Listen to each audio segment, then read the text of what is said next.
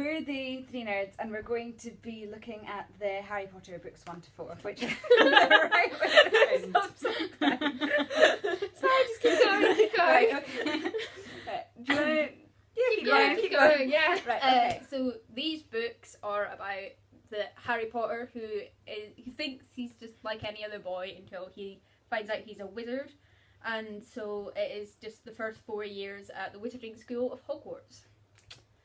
So we're going to be covering our favourite books out of these 4 and our favourite characters in the series so far.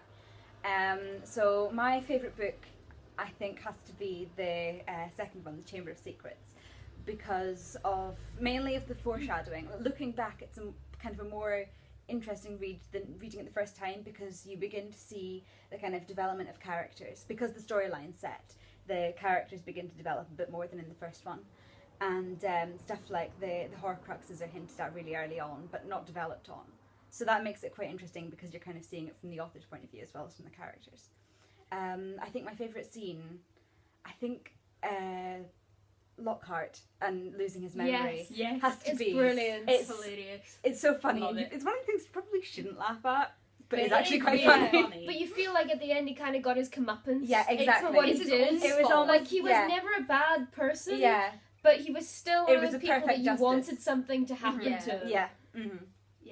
Yeah. So I think my favourite book has got to be the 4th one, which is The Goblet of Fire, just because there's so much action and just there's loads of stuff happening, and it never gets like boring. You can just read it, and it's just action filled, and and you know it's action filled because you know the next tournament's coming up, the next trial's coming up, and you just know something's gonna happen. And even like the stuff happens like even between the trials that they're even between the tasks, and it's just it's just really good. It's a good look into the kind of wider wizarding world, which you haven't really seen up until that point. Because you see that there's other wizarding schools as well. Like you see how like they kind of are different from Hogwarts, but still kind of the same. Yeah, the same values and stuff. Yeah. My favourite is the 3rd book, The Prisoner of Azkaban. It's just really stuck with me for a long time. I don't particularly know why it's my favourite.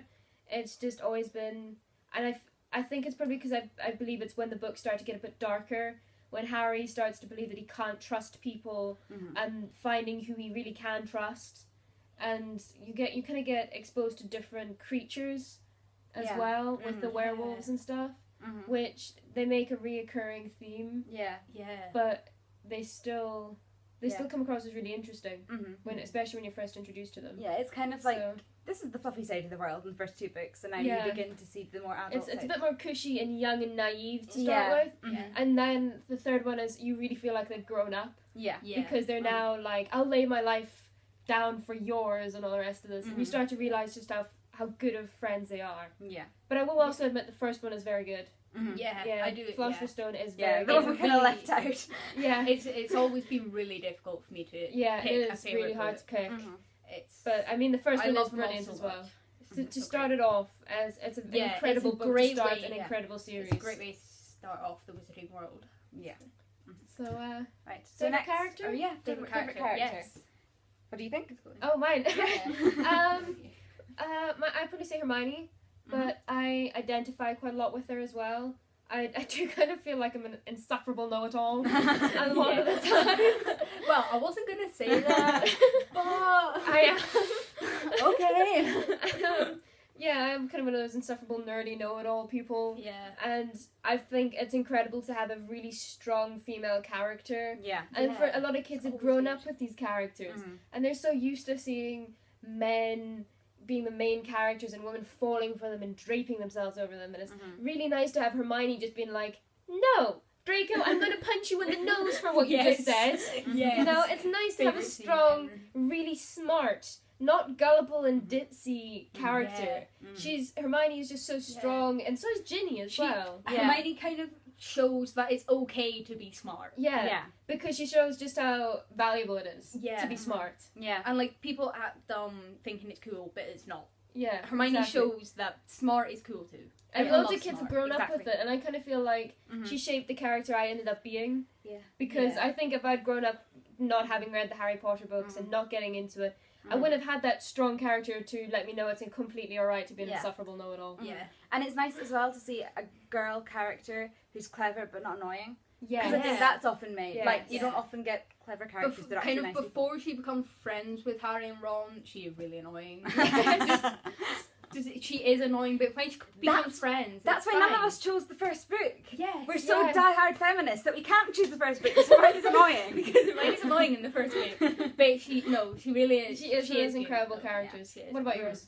I think my favourite character is, I think it's Severus Snape, because there's just, not a lot of people like him, but, he is a bit, he isn't very nice to Harry or the Gryffindors. He's really biased towards Slytherin's house, but you can always tell that there is more to him as a character than just the professor, and that's always kind of intrigued me, and like that, I think that's why, but I identify most with Ron and his love of food. I just love sleep. food and sleep. And you hate spiders. Food and sleep are like they're like the two things I love the most, like ever.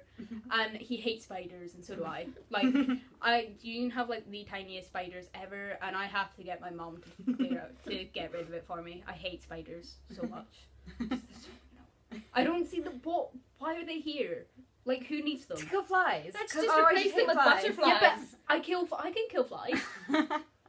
I can kill flies quite well. Well, Rachel, you kill all the spiders and all the flies, and there'll be no problems in the world. Yes, that sounds perfect. I don't like spiders. I don't see how people can like spiders, and that's how I identify with Ron: food, sleep, and spiders. Yes.